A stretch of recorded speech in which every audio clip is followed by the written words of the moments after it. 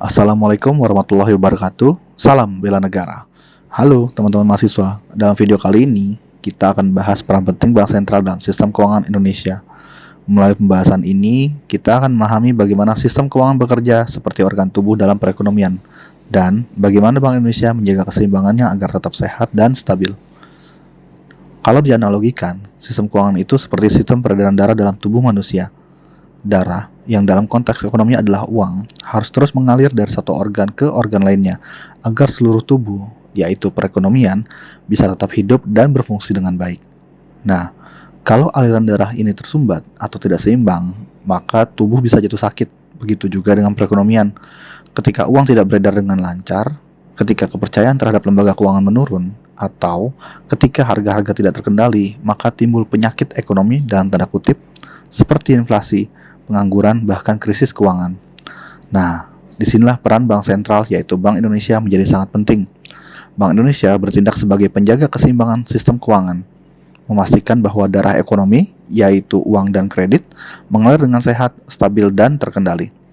Melalui berbagai kebijakannya, Bank Indonesia menjaga agar nilai rupiah tetap stabil, sistem pembayaran berjalan lancar, dan sektor keuangan nasional tetap tangguh menghadapi guncangan global. Dengan kata lain, Bank Indonesia adalah jantung dari sistem keuangan nasional yang terus memompa kehidupan ke seluruh bagian perekonomian Indonesia.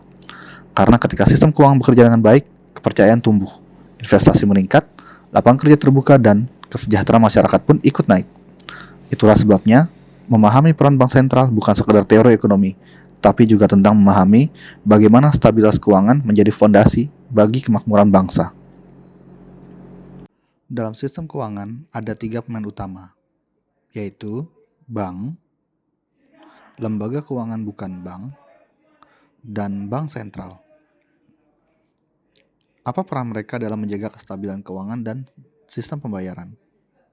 Bank menjaga kepercayaan masyarakat dengan mengelola dana dan menyalurkan kredit secara hati-hati. Lembaga keuangan non-bank membantu diversifikasi sumber pembiayaan dan pengelolaan risiko, misalnya asuransi atau pasar modal. Dan bank sentral melalui kebijakan moneter, kebijakan makroprudensial, dan pengawasan sistem pembayaran memastikan semua pihak beroperasi dengan stabil dan efisien. Kalau diibaratkan, bayangkan mereka seperti 3 bagian penting dalam sistem lalu lintas uang. Bank adalah jalan tol utama tempat uang mengalir.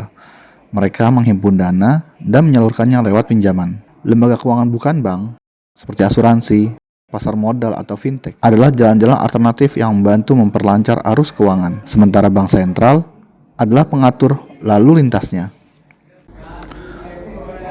Kalau diibaratkan, sistem ini seperti orkestra ekonomi. Setiap pemain punya alat musik sendiri, tapi bank sentral adalah dirijennya yang memastikan musiknya harmonis dan tidak kacau.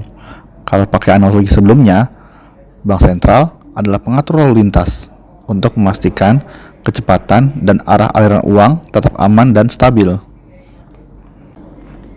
Nah, sekarang kita bahas tujuan tunggal Bank Indonesia, yaitu mencapai dan memelihara kestabilan nilai rupiah.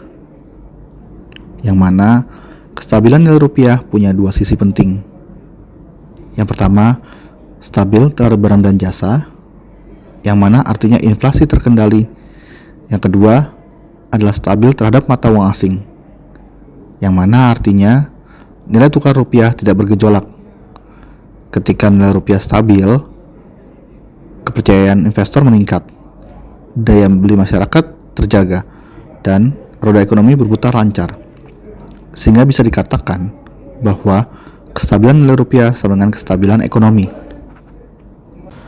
Sebagai Bank Sentral Republik Indonesia, Bank Indonesia memegang peran vital dalam menjaga kestabilan perekonomian nasional.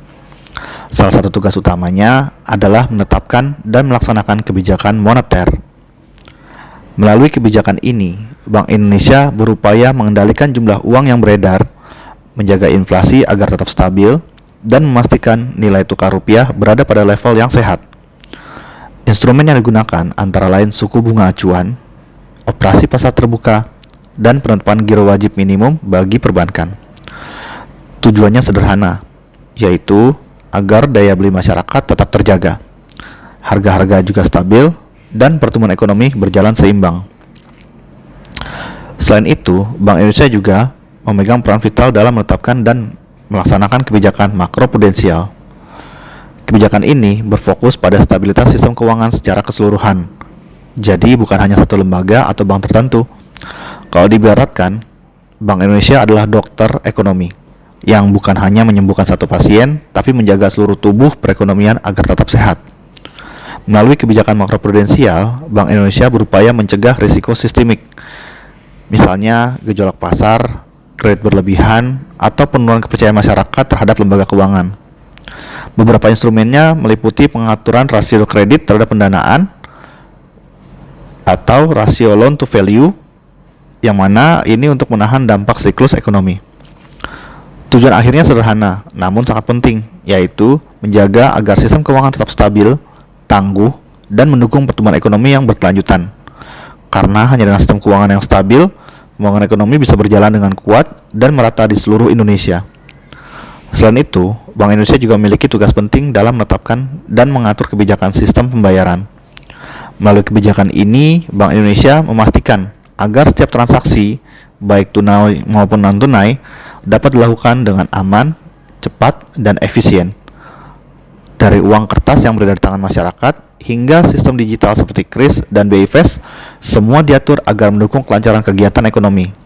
Dengan kebijakan moneter, makroprudensial, dan sistem pembayaran yang solid, Bank Indonesia memastikan roda perekonomian nasional berputar dengan stabil, efisien, dan berkelanjutan. Jadi, Bank Indonesia selaku Bank Sentral Republik Indonesia mempunyai peran vital dalam menjaga agar sistem keuangan tetap sehat, stabil, dan terpercaya. Tanpa Bank Indonesia, arus uang bisa kacau, inflasi tidak terkendali, dan ekonomi bisa kehilangan arah. Yuk, kita pahami materi Bank Sentral dengan fokus kepada pengenalan mengenai sistem keuangan dan perannya dalam perekonomian, perbedaan antara bank, lembaga keuangan bukan bank, dan bank sentral.